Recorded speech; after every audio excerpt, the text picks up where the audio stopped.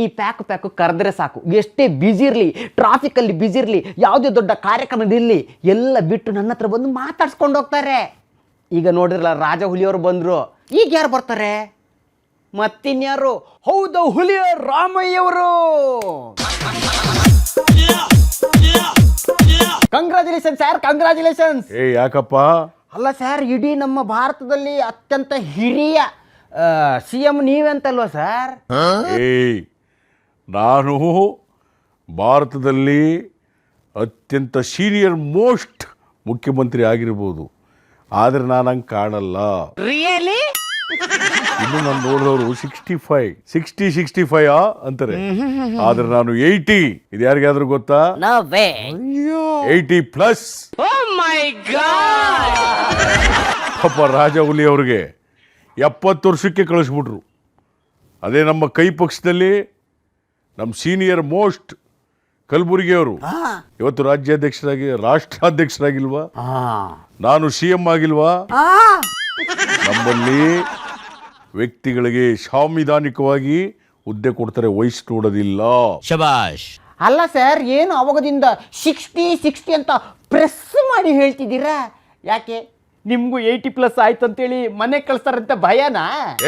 ಒಳಕ್ಕೆ ನೋಡು ಕಪಾಲ್ಕೆ, 2028 ಎಲೆಕ್ಷನ್ ಆದ್ರೂ ನಾನೇ CM ಆಗ್ತೀನಿ ಅಂತ ಹೇಳಕ್ಕಾಗತ್ತಾ?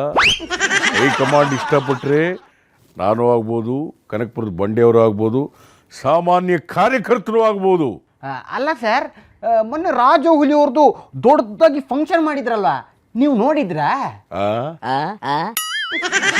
ಅದೇ ರಾಜ ಹುಲಿಯವ್ರದ್ದು ಚಿತ್ರದುರ್ಗದಲ್ಲಿ ದೊಡ್ಡದಾಗಿ ಮಾಡಿದ್ರಲ್ಲ ಸಂಭ್ರಮ, ನೋಡಿದ್ರಾ? ಅಷ್ಟು ದೊಡ್ಡ ಪ್ರೋಗ್ರಾಮ್ ಮಾಡಿದ್ರ? ಜನಗಳು ಬಂದಿದ್ರ?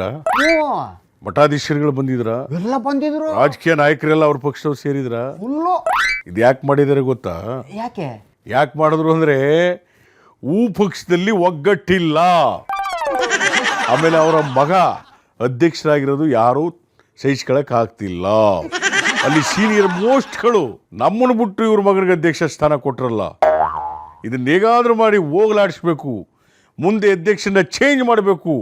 ನೆಕ್ಸ್ಟು ನಾವು ಸೀನಿಯರ್ಸ್ ಎಲ್ಲ ಸೇರಿ 2028ಕ್ಕೆ ಒಗ್ಗೂಡಿಸ್ಕೊಂಡು ನಾವೇ ಒಂದು ಪಕ್ಷ ಮಾಡಿ ಸ್ಥಾನ ತಗೋಬೇಕು ಅಂತ ಹಿರಿಯರೆಲ್ಲ ಹೋರಾಟ ಮಾಡ್ಕೊಂಡು ಬಣ ಗುಡ್ತಿತ್ತಲ್ಲಪ್ಪ, ಅದು ಬಣ ಆಗಿತ್ತಲ್ಲ. ಇದನ್ನ ಗಮನಿಸಿದಂಥ ರಾಜ ಹುಲಿ ಅವ್ರು ಏನು ಮಾಡಿದ್ರು, ಈ ಅಭಿಮಾನೋತ್ಸವ ಅಂತ ಹೇಳ್ಬಿಟ್ಟು 2028ಕ್ಕೆ ಅವ್ರ ಮಗ ಅವ್ರ ಅಧ್ಯಕ್ಷತೆಯಲ್ಲೇ ಆಗಲಿ ಅಂತಕ್ಕಂಥ ಒಂದು ಮುಂದಾಲೋಚನೆಗಳನ್ನ ದೂರಾಲೋಚನೆಗಳನ್ನ ಇಟ್ಕೊಂಡು ಮಾಡಿರ್ತಕ್ಕಂಥ ಕಾರ್ಯಕ್ರಮ ಅದು. ಅಲ್ಲ ಸರ್, ಈಗ ಇಷ್ಟೆಲ್ಲ ಸಂಭ್ರಮಾಚರಣೆ ಮಾಡ್ತಿದಾರಲ್ವಾ, ಹಂಗಂದ್ರೆ 2028ರಲ್ಲಿ ಪಕ್ಷದಲ್ಲಿ ಯಾರು CM ಆಗ್ತಾರೆ ಸರ್? ಅವ್ರು ಆಗೋದಿಲ್ಲ. ಯಾಕೆ? ಆ ಪಕ್ಷನೇ ಬರಲ್ಲ ಕಣಯ್ಯ.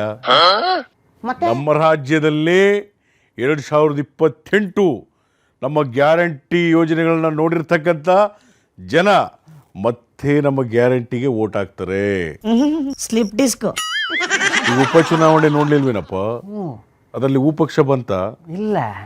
ಹೆಸರಿಲ್ದಂಗೆ ಹೋಗ್ಬಿಡ್ತು. ದಾವಣಗೆರೆಯಲ್ಲಿ ಒಬ್ಬ ಚಿಕ್ಕ ಹುಡುಗ ದೊಡ್ಡವ್ರಿಗೆ ಸವಾಲಾಗಿ ಗೆದ್ದಿದ್ದಾನೆ. ಅಲ್ಲಿ ಬಾಗಲಕೋಟೆನಲ್ಲಿ ನಮ್ಮ ಪಕ್ಷದವರು ಸುಮಾರು ಬಹುಮತಗಳಿಂದ ಗೆದ್ದಿದ್ದಾರೆ.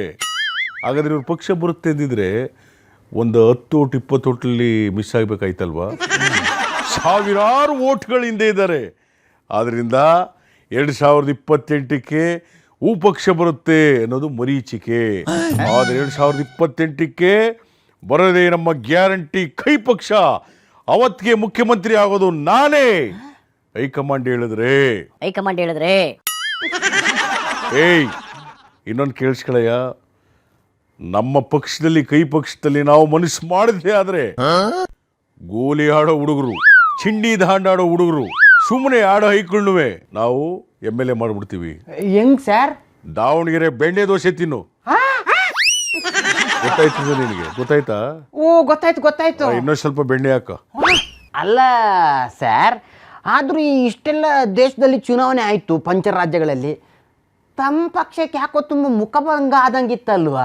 ಒಡತಿ ನೋಡು ಕಪಾಲಿಕೆ. ಕೇರಳ ನಮ್ದೇ ಪಕ್ಷ, ತಮಿಳುನಾಡಲ್ಲೂ ಕೂಡ ನಮ್ಮ ಪಕ್ಷಕ್ಕೆ DCM ಸ್ಥಾನ ಬರ್ತದೆ. 2 ಸ್ಟೇಟ್ ಆಯ್ತಾ. ಆಮೇಲೆ ಈ ಬಂಗಾಳ, ಅಸ್ಸಾಂ ಅಲ್ಲಿ ಅವರು ಬೇರೆ ಥರ ಎಲೆಕ್ಷನ್ ಮಾಡಿದ್ದಾರೆ. ಅದನ್ನು ನಾನು ಒಪ್ಕೊಳ್ಳೋದಿಲ್ಲ. ಆದ್ದರಿಂದ ನಾವು ಸಮರ್ಥವಾಗಿ ಕೇರಳದಲ್ಲಿ ಗೆದ್ದಿದ್ದೇವೆ, ತಮಿಳುನಾಡಲ್ಲಿ ಗೆದ್ದಿದ್ದೇವೆ, ಕರ್ನಾಟಕದಲ್ಲಿ ಗೆದ್ದಿದ್ದೇವೆ, ತೆಲಂಗಾಣದಲ್ಲಿ ಗೆದ್ದಿದ್ದೇವೆ. ಇಡೀ ದಕ್ಷಿಣ ಭಾರತದಲ್ಲಿ ನಮ್ಮ ಕೈ ಪಕ್ಷ ಸುಭದ್ರವಾಗಿದೆ. ಅಲ್ಲ, ಇಡೀ ದಕ್ಷಿಣ ಭಾರತದಲ್ಲಿ ನಿಮ್ಮ ಪಕ್ಷ ಸುಭದ್ರ. ಉತ್ತರ ಭಾರತ ಕಡೆ ಹೋದ್ರೆ ನಿಮ್ಮ ಪಕ್ಷ ಅಭದ್ರ. ಆದ್ರೆ 2028ಕ್ಕೆ ಇಡೀ ದೇಶಾದ್ಯಂತ ಪಕ್ಷ ಛಿದ್ರ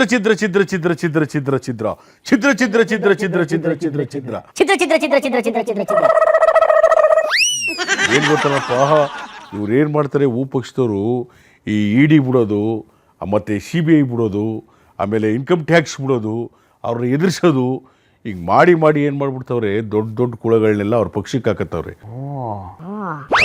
ಈಗ ಬಂಗಾಳದಲ್ಲಿ CM ಕ್ಯಾಂಡಿಡೇಟ್ ಅವರಲ್ಲಪ್ಪ, ಅವರು ಇಲ್ಲಿ TMCಲಿ ಇದ್ದದ್ದು. ಅವ್ರಿಗೆ ED ಬಿಟ್ಟು ಅದು ಬಿಟ್ಟು ಇದು ಬಿಟ್ಟು ಎಳೆದು ಬಿಟ್ರು ಎಲ್ಲ.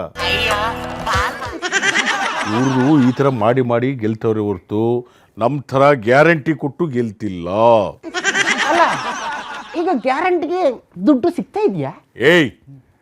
ನೋಡಪ್ಪ, ಈಗ ತಮಿಳ್ನಾಡಲ್ಲಿ ಗ್ಯಾರಂಟಿ ಕೊಟ್ಟವರಲ್ಲ, ಅದು ಕೊಡ್ತಾರೆ ಇಲ್ವೋ ಗೊತ್ತಿಲ್ಲ. ನಮ್ಮ ಗ್ಯಾರಂಟಿ ಮಾತ್ರ ಸುಭದ್ರ.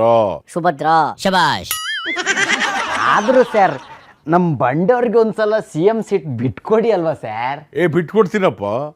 ನನ್ಗೆ ಈ ಕ್ಷಣದಲ್ಲೇ ನಾನು CM ಸ್ಥಾನವನ್ನು ಬಿಟ್ಬಿಡ್ತೇನೆ. ಕನಕಪುರದ ಬಂಡೆ ಅವರೇ CM. ನೋಡಿದ್ರೆ ವೀಕ್ಷಕರು, ಇಡೀ ರಾಜ್ಯವೇ ಖುಷಿ ಪಡುವಂತ ಸುದ್ದಿ. ನಮ್ಮ ರಾಮಯ್ಯವರು ಬಂಡೆಯವರಿಗೆ CM ಸ್ಥಾನವನ್ನು ಬಿಟ್ಟು ಕೊಡ್ತೇನೆ ಅಂತ ಘಂಟಾ ಘೋಷವಾಗಿ ಹೇಳಿದ್ದಾರೆ. ಎಲ್ಲೂ ಇಲ್ಲ, ಇದು ನಮ್ಮಲ್ಲೇ ಫಸ್ಟ್. ನೋಡು ಕಪಾಲ್ಕೆ, ನಾನು ಹೇಳಿದ್ದು CM ಸ್ಥಾನ ಬಿಟ್ಬಿಡ್ತೀನಿ, ಈಗಲೇ ಬಿಟ್ಬಿಡ್ತೀನಿ ಎಂದೆ. ಆದರೆ ಹೈಕಮಾಂಡ್ ಒಪ್ಪಿಗೆ ಸೂಚಿಸೋದು ಮಾತ್ರ. ಇದು ನಾವು ತಗೊಳ್ಳೋ ನಿರ್ಧಾರ ಅಲ್ಲ, ಏಕಪಕ್ಷೀಯ ನಿರ್ಧಾರ ಅಲ್ಲ, ವ್ಯಕ್ತಿ ಪಕ್ಷೀಯ ನಿರ್ಧಾರ ಅಲ್ಲ. ನಮ್ಮ ಪಕ್ಷದ ಹೈಕಮಾಂಡ್ ಅವ್ರದ್ದೇನು ತೀರ್ಮಾನ ಅದೇ ಅಂತಿಮ. ಅವ್ರು ಇವತ್ತು ಬಿಡಿ ಅಂದರೆ ನಾವು ಇವತ್ತೇ ಬಿಡ್ತೀವಿ. ಇಲ್ಲ 2028ಕ್ಕೆ ನೀವೇ ಮುಖ್ಯಮಂತ್ರಿ ಅಂದರೆ ಮತ್ತೆ ಮುಖ್ಯಮಂತ್ರಿ ಆಗ್ತೇವೆ. ಇದೆಲ್ಲವೂ ಕೂಡ ಹೈಕಮಾಂಡ್. ಇದೊಂದು ಚೆನ್ನಾಗಿ ಹೇಳ್ತೀರಾ, ಎಲ್ಲ ಹೈಕಮಾಂಡ್ ಅಂತ. ಕುದಿಯುತ್ತಿರೋ ಬಂಡೆಗೆ ತಣ್ಣೀರು ಹಾಕ್ಬಿಡ್ತೀರಾ. ಆದ್ರೂ ಮತ್ತೆ ನಿಮ್ಮ ರಾಜಹುಲಿ ಅವ್ರ ಫೋನ್ ಗೀನ್ ಏನಾದ್ರು ಮಾಡಿದ್ರೆ ಹೆಂಗೆ? ನೋಡಯ್ಯ, ರಾಜಕಾರಣನೇ ಬೇರೆ, ವೈಯಕ್ತಿಕ ಬೇರೆ. ನಾನು ಅವ್ರಿಗೆ ಫೋನ್ ಮಾಡಿದೆ, ಏನಪ್ಪ ಎಲ್ಲ ಚೆನ್ನಾಗಿದ್ದೀರಾ, ಕಾಫಿ ಕುಡಿದ್ರ, ಉಪ್ಪಿಟ್ಟು ತಿಂದ್ರ, ಏನೋ ದೊಡ್ಡ ಫಂಕ್ಷನ್ ಮಾಡ್ಕೊಂಡಿದ್ದೀರಿ, ಒಳ್ಳೇದಾಗಲಿ ಅಂತ ನಾವು ಉಭಯ ಕುಶಲೋಪರಿ. ಆದರೆ ರಾಜಕಾರಣಕ್ಕೆ ಬಂದರೆ ನಾವು ಅಭಿವೃದ್ಧಿ ವಿಚಾರವಾಗಿ, ರಾಜಕಾರಣದ ವಿಚಾರವಾಗಿ ಸದಾ ತದ್ವಿರುದ್ಧ. ಆದರೆ ಉಭಯ ಕುಶಲೋಪರಿ ಅವ್ರನ್ನ ವಿಚಾರಿಸೋದು, ಹುಟ್ಟಿದ ಹಬ್ಬಕ್ಕೆ ಶುಭಾಶಯ ಕೋರೋದು, ಮದುವೆಗೆ ಹೋಗೋದು, ಅದೆಲ್ಲವೂ ಕೂಡ ನಾವು ಪ್ರೀತಿಯಿಂದ ಹೋಗಿದ್ದು ಬರ್ತೀವಿ. ಆಯ್ತು, ಹಂಗಾದ್ರೆ ಹೋಗಿದ್ದು ಬನ್ನಿ. ಹೌದು ಹುಲಿಯ.